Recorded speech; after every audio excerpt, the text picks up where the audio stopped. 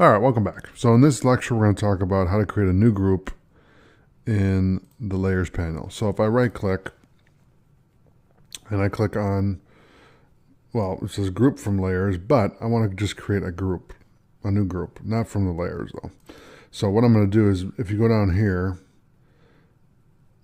create a new group. So I'm going to click on that, and that's going to create a group or a folder where you can put the layers inside of here.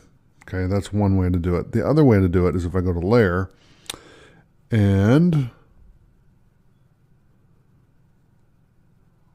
I can group layers, okay, which again is just going to make a folder.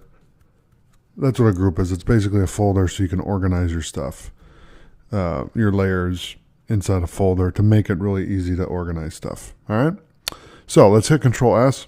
That's how you create a new group in Photoshop layers. Thanks for watching. I'll see you in the next lecture.